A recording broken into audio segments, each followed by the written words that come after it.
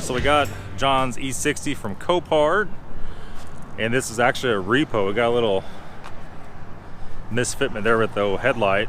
But the headlights, something happened with this corner a little bit, but I looked underneath and it doesn't look like anything at all underneath has ever been touched or messed with. Could just be from the forklift too, and hopefully I got that on video.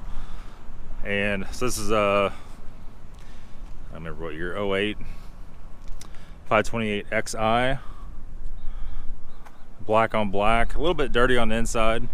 They got it for a really good price. So supposedly I had no keys, got in the glove box, and lo and behold, there's the spare key.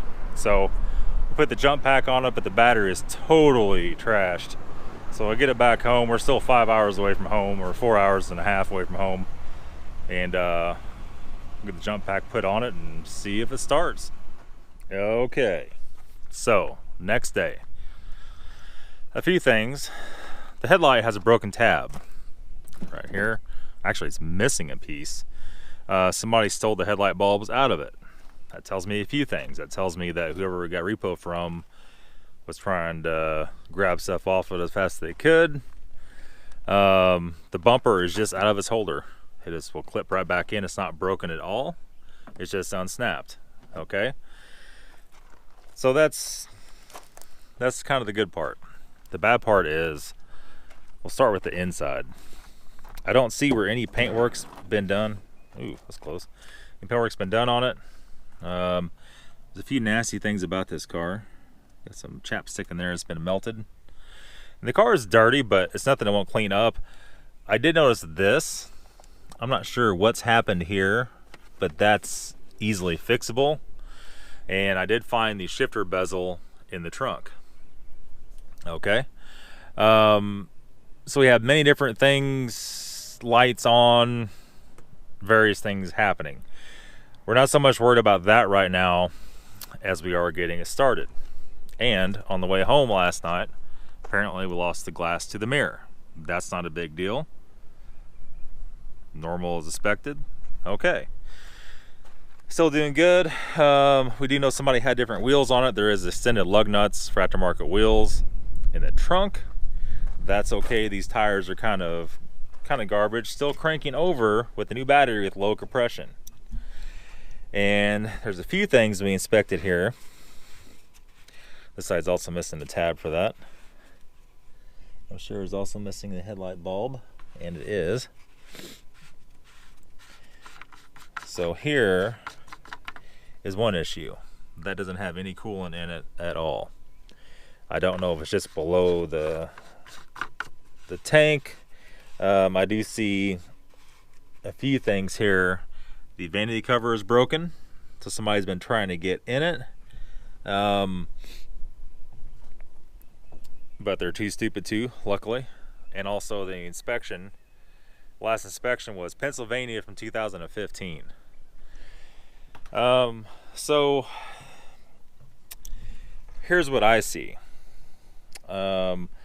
Looking in the engine, the low compression problem, I could see the camshaft looks twisted and possibly broken. The eccentric shaft, I'm sorry. So, you know, definitely has some engine damage. The car was in neutral whenever we got it. It was not in park on the iDrive. This is very unfortunate. It's not that big of a deal if it's not blown up. At this point, it is a 50-50 shot whether this thing needs a whole entire engine. And it has the TransSafe light on and a lot of other lights on. So it has a thing on for the fuel pump. I don't know if a lot of that's due to sitting and the battery's dead. It does have a half tank of gas. The fuel pump is pumping. I guess the next thing we're going to do here is pull off these and try to slip this cover out and see if the valve cover is broken. I was going to wait to do that to a different video, but I think we're just going to go ahead and do it right now. Okay, so where we're at here, we took the two spark plugs out where we thought there might be a problem with the piston, put the screwdriver in it. I actually could not turn the engine over. I could turn it over, I didn't have leverage to turn it correctly. But I know that camshaft does have an issue, and you can see here, we just started pulling all apart. Figure we get the valve cover off. The plan of attack here is get the valve cover off, get all the pieces out of the way of that eccentric shaft and intake camshaft that are broken, get it freed so all the valves can close, and then we can do a compression test on it and make sure that's all good. Now, what it's not going to tell us whether the engine was actually knocking before or not. So I like to hear them run, but this one's not going to run.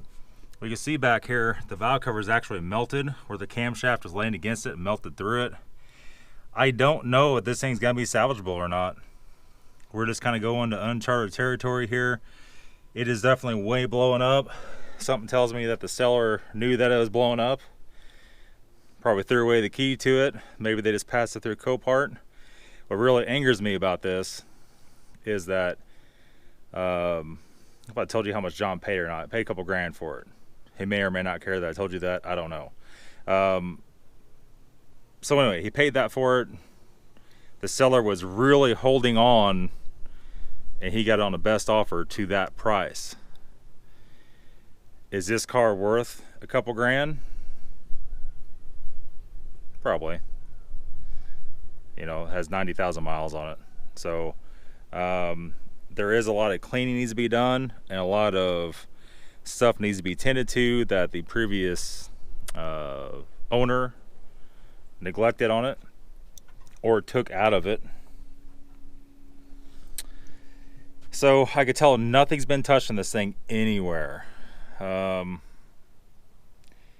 you know, there is that, at least engine wise, it hasn't been, like, everything hasn't been messed with. There is coolant in it, it's just below the deal here. What concerns me a little bit about this is 92,000 miles is what it's showing. You guys know at that mileage that we're due for a water pump. Vandal solenoid's never been done, and shockingly it's not leaking oil from the oil filter housing. So not being able to check the oil level, I need to air the tires up and get the door closed and try to get the iDrive back in park.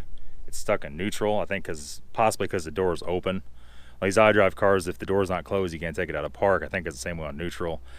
I don't remember anymore, but we need to do that so I can check the oil level. Now the oil level on these, the engine wants to be running. So I'm not sure if we can't check the oil level. I don't know, it might be easier just to drain it in a clean jug, measure it and see how much it is and put it back in. I don't know. We could probably pull the oil filter housing out. It's not going to have anything in it because it's been sitting so long, it's all drained back down, I'm sure. So I guess we'll keep going. We're almost done here. This is a super easy job on an E60, guys, pulling this valve cover off. Don't let a shop charge you to do this. This is not a difficult job at all. The 1 Series was a nightmare because the car's so damn little. The 3 Series was quite a bit easier than the 1 Series. This one, don't let people charge you $1,000 to do this job. We know this valve cover is like $160 for aftermarket one with the gasket. OEM was a few $100s. So the fact the valve cover is melted isn't really the end of the world on this. Yeah, okay. So, it is, I'm not going to say it's worse than what we thought. It's about what we thought. What we thought is we're getting a car with minor scuffs and dents that didn't have a key. What we're really getting is a car that probably has been melted down, and these little pieces up here are actually, I can't even pull it out of there, ow. There's actually pieces of camshaft bearing caps. The aluminum is actually melted into the cover. And that's all melted, but look at the rest of the cover. The rest of the cover is not. Look like for some reason that intake camshaft gave loose and got up into the valve cover. I don't know. You just don't know with this stuff. Ordinarily, for that to break, it would take a broken connecting rod. It comes up and hits the valves, and that busts the camshaft in half. I'm not so sure we have that with this or not. Let's look up here. So let's start off by saying that was like seized to the engine, I guess, because that camshaft was actually sticking through. So we had to rip it off of there. In the midst of things, it doesn't make any difference. I squished one of the spark plug tubes. Doesn't matter because the valve cover's trash anyway. It's melted all the way through and has holes in it. So we have a lot of oil in here, and usually that is a sign of not changing the oil or overheating, making it foam. Down here we have we have a centric shaft lifter per se that is kind of just sheared off, laying down in there. We have a lot of stuff happening here. We have every one of the cam journals is sheared through. This is what I can see through the oil hole. That whole shaft is actually twisted. There's actually the intake cam. So I don't know, it's quite the interesting deal. I was looking to see if this bolt was broke, but it's not. Some guy says that could actually do that. Is the engine bad? I don't know. Is the head trash? Yes, the head is trash. There's no fixing this head. The way this is set up, the bottom part of this bearing cap is made into the head. So we need a head, we need a valve cover, a full valve cover, and a new gasket at least. I'm looking down here on the exhaust camshaft. That all looks to be intact. It's just dirty. I guess the next thing would be to pull that exhaust camshaft out and see what the state of that is. If that looks perfect, we might be okay. But we need to, we're gonna have to get all the valves closed at this point and try to do a compression test also. If a compression test good, the exhaust camshaft looks okay, we might be okay with just the head. You know, stuff like this, guys, you just don't know. And another thing too is we have not drained the oil yet. We can't check it. Probably need to go try to do that again, but I think it has to be running to be able to check it. And that's where we're at with it. I mean, we're hoping for some kind of failure up here is what started all of it. I don't see, there's no valve springs knocked off down there. I have a couple more lifters hanging out.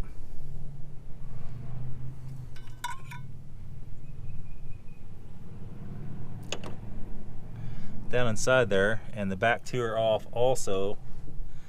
The front two, the front three are still intact. So whatever happened right here.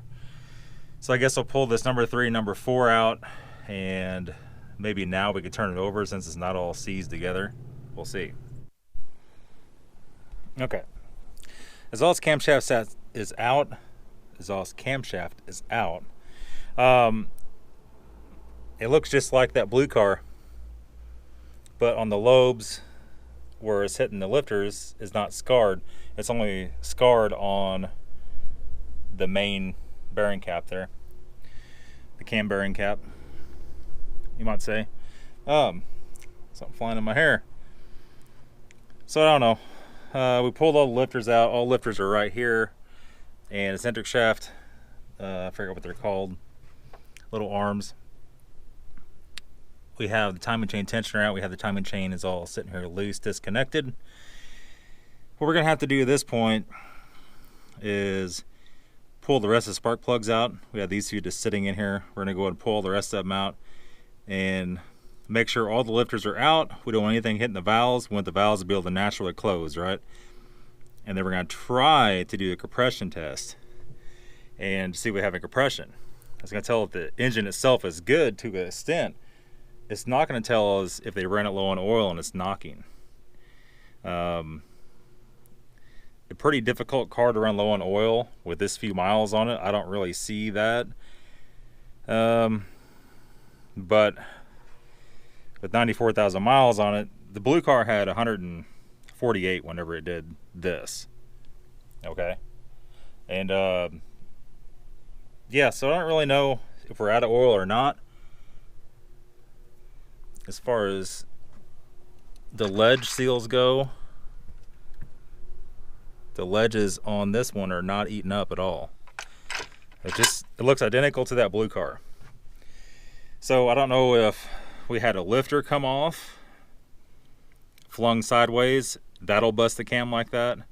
It's either that happened or a broken connecting rod, which that'll show up in the test here in a few minutes. So let me go and get all this crap put out of the way. We're getting a mountain of tools and stuff out, and you start getting some baggies and bagging all this crap up so don't lose anything. If the lower end's good, we can just switch the head. We are going to need cams and everything. We all know that's going to cost $500 to $600, maybe a little bit more, and a valve cover. So we're already, let's just say $650 if we could find an assembled head. A valve cover, man, I don't know if he's going to come out on this or not. You always have the chance. You don't know how the engine actually is until you physically start it. And he's almost $1,000 worth of stuff. It'll probably be $1,000 time we fix every little thing. The headlight bulb's missing and everything else. Then we're just like any other engine job, we're back to a maybe. Can we buy this engine from another car for $1,000? No, we can't. Can we buy another car from Copart that's totaled out and has a good engine? Probably. That's a lot of work though. That's why I didn't fix his 530, his E39 530, because it just wasn't worth it. So, I don't know. Well, that's where we're at. Let's try to get a compression test done on this thing. And if there's no compression, we know right away not to even think about taking the head off. It's not worth it. Well, unfortunately for the 528i, things didn't end well. We figured out what the cause of the problem was, what broke the camshaft, just as I suspected. There is number 6 spark plug right there. You can see something has definitely hit that really bad. Really, really bad. And has further inspection. Unfortunately for John, it's the same thing that his other car had. This one is number 6. Connecting rod is no longer moving, so it is blowing up. Suck a screwdriver down in there, turn it all the way around several times just to make sure. Nothing. All other ones are fine. Number 6 is no longer. So, fortunately, this engine is hereby pronounced dead. Real dead. Car needs engine swap. Is the car worth the engine swap? I really don't know. I mean, it has a little mileage on it. It's a little rougher than we thought. I guess if anybody's interested in it, let me know, because it might be for sale at this point. I don't know. If you have one that's wiped out, totaled out, and you need a good body, that's this one. So yeah, that's what it is. Sorry for the dreary video, guys, but we really had high hopes for this car. I guess Copart strikes again. So it is what it is. We'll be back though with some E60 videos, no doubt, and report on what happened with this. Thanks for watching, guys. Have a good day.